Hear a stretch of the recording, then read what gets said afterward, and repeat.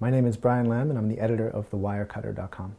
Wirecutter is a really different kind of tech site. It's basically a highly researched answer to these very basic questions of what do I get. So there's no news, there aren't even features, it's just answering that question among different categories. And so we have about 100 pieces since launch which just answer that question. What TV do I get? What camera do I get? What air conditioner do I get? Because I have an editorial background, I started with the service and the content itself, and I wanted it to be really honest, and I wanted to talk about truths like, instead of saying this year's Panasonic TV has got the best picture, I'd want to say, you know, for the last 7 years, Panasonic has had the best TVs, so I'm going to say that this one's probably going to be the best too. And there are these truths that are pervasive, and they require context above and beyond what's in a single review. So I wanted to include that stuff in there. I wanted it to feel honest and truthful, even if it meant I wouldn't have as much traffic, because instead of doing 100 TV pieces a year, I'd only do 3. And so working from that point, I had to figure out lots of different things. The two major ones were, well, there's layout, the design, because we weren't doing reverse chronological like a blog. We wanted to make it like a list, so we had to experiment with this list format. The other two things that are really important, I think, from an entrepreneurial standpoint, are that current advertising models are based on high volume, and so we needed to evaluate how we were going to pay writers based off of lower volume of content. So each of our posts takes between 4 and I'd say 30 hours to create, which I can't think of anyone else who's doing that on a regular basis for all their major work.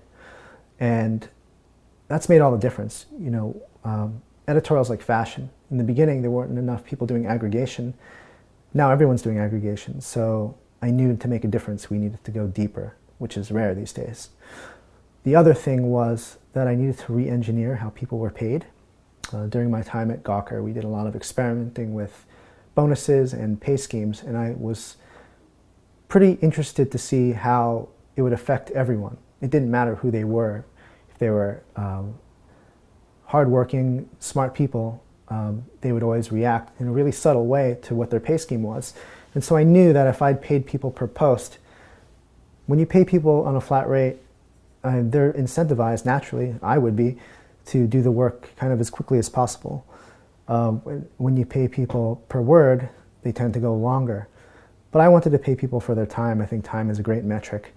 And, you know, the worst that could happen would be somebody spent more time working, researching. And since the core of our work is research and not words, I was happy with that. I wanted to do that. And that's made a lot of difference, because I don't have any guilt as an editor asking people to go back for a 4th round of research or editing.